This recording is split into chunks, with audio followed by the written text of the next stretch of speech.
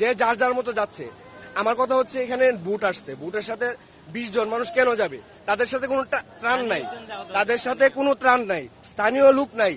তারা বুট নিয়ে কি করবে ওখানে গিয়ে? যারা মনে করে আসতেছে তারা এক একটা ট্রলারে 10 জন 12 জন করে যাচ্ছে। তো তোরা ওরা যদি 10-12 জন যাচ্ছে, আনবে কয়জন?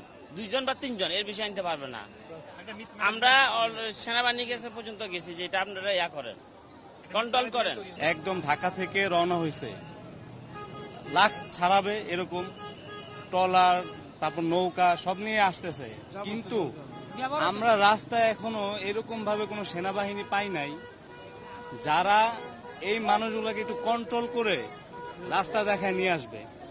তারপর হচ্ছে আপনারাই দেখতেছেন যে এতগুলা মানুষ যে চলতেছে, কেউ মানে কোনো দিক পাচ্ছে না।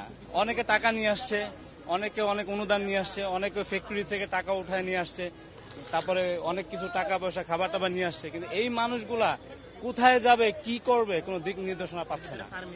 এখন আমরা যেটা চাচ্ছি সেটা হচ্ছে সেনাবাহিনী যে গাড়িগুলো আছে, কিছু গাড়ি এলাকা ভিত্তিক ছড়ায় পড়বে, এলাকায় এসে মানুষগুলাকে সঠিকভাবে দিক নির্দেশনা দিয়ে ত্রাণগুলা সংগ্রহ করবে। আর না হয় এই মানুষগুলা কিভাবে বন্যার্ত অসহায় মানুষদের কাছে পৌঁছাইতে পারবে একটা গাইডলাইন দিতে হবে। আমাদের এই ফেনী এখন সর্বোচ্চ বন্যা দুর্গত এলাকা। আমি এখানে ফেনী শহর অনেকগুলো জায়গা ঘুরে দেখলাম, কোথাও একতলা ডুবে গেছে, কোথাও দুতলা পর্যন্ত পানি উঠছে। বিশেষ করে ফেনী জেলার ফুলগাজী পরশুরাম উপজেলায় 99% এলাকা আপনার পানির নিচে। আমাদের গ্রাম আপনার পরশুরাম উপজেলা চিতুলিয়া ইউনিয়ন মালিপাতর সব সাইডে আপনার পানির নিচে। এখন পর্যন্ত কোনো সেনাবাহিনী, পুলিশ বা আপনার এই যে নৌবাহিনী, কোনো উদ্ধার কর্মী এখন পর্যন্ত মালিপাতর গ্রামে যাওয়া হয় নাই। তো ওখানে অনেক হাজার মানুষ এখন ওখানে আটকা আছে।